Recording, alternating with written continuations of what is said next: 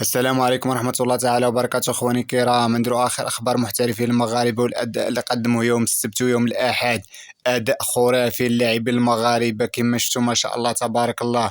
كل من زكريا ابو خلال، نايف اكرد، وكذلك ثنائي برشلونه امين يامال وعبد الصمد الزنزوري وعبد الرزاق حمد الله.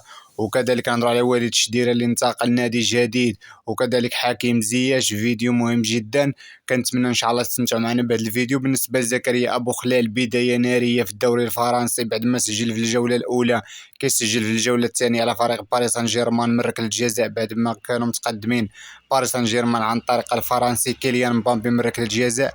عادل كذلك زكريا ابو خلال من ركله جزاء.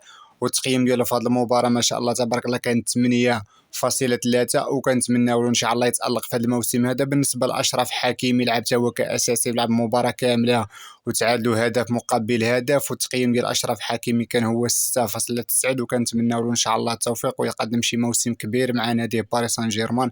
بالنسبه ليانيس بقراوي، حتى هو دخل كبديل في الدقه 71، والتقييم ديالو في المباراه كان هو 6.4، وكنتمناو ان شاء الله يسجل حتى هو، وكنتمناو له التالق.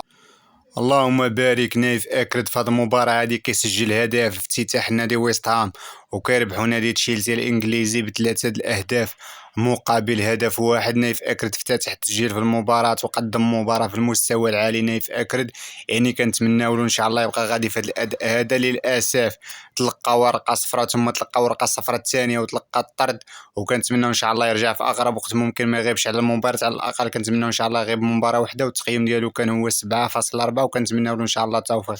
بالنسبه للغوليادور عبد الرزاق حمد الله، كيواصل التالق مع نادي الاتحاد رغم مجيء كريم بنزيما. كما شفنا عبد الرزاق حمد الله كيخطف ليا الاضواء من كريم بنزيما، سجل هدف ما شاء الله تبارك الله وصنع هدف كذلك الثاني. نادي الاتحاد اللي ربحوا بهدفين ل0.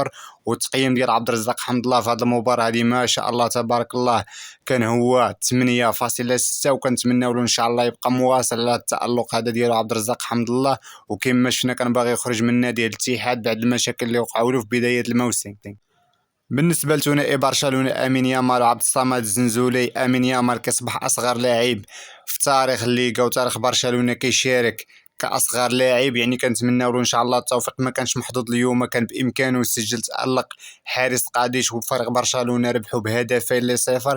يعني امين يامال امكانه كان يسجل في هذه المباراه هذه، موهبه قادمه بقوه، وكنتمناو له ان شاء الله التوفيق ويبقى غادي على التالق ديالو امين يامال. التقييم ديالو في هذه المباراه هذه امين يامال كان هو 8.7، وكنتمناو له ان شاء الله التوفيق. بالنسبه لعبد الصمد الزنزوري، دخل في الدقيقه 68 من المباراه حتى هو قدم مستوى رائع جدا، وكنتمناو له ان شاء الله التالق. سدد تسديده وما كانش محظوظ، والتقييم ديالو كان هو 6.4. بالنسبه للمايسترو حكيم زياش والساحر وسميوه كما شئتم، خرج ليا من جحيم نادي تشيلسي بعد معاناه طويله الموسم اللي فات وهذا الموسم هذا. وكما شفنا نادي تشيلسي عرقلوا الصفقه ديالو نادي باريس سان جيرمان في الانتقالات الشتويه، وانتقل نادي غالاتا ساراي على سبيل الاعاره. وكنتمناو له ان شاء الله التوفيق ويقدم شي اداء كبير مع نادي غالاتا ساراي، ورجع الحكيم زياش المستوى ديالو القديم اللي كنعرفوه عليه.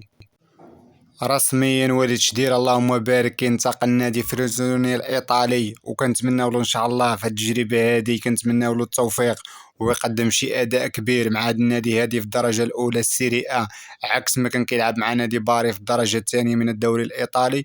وكنتمناو له التوفيق ان شاء الله. والسلام عليكم ورحمه الله.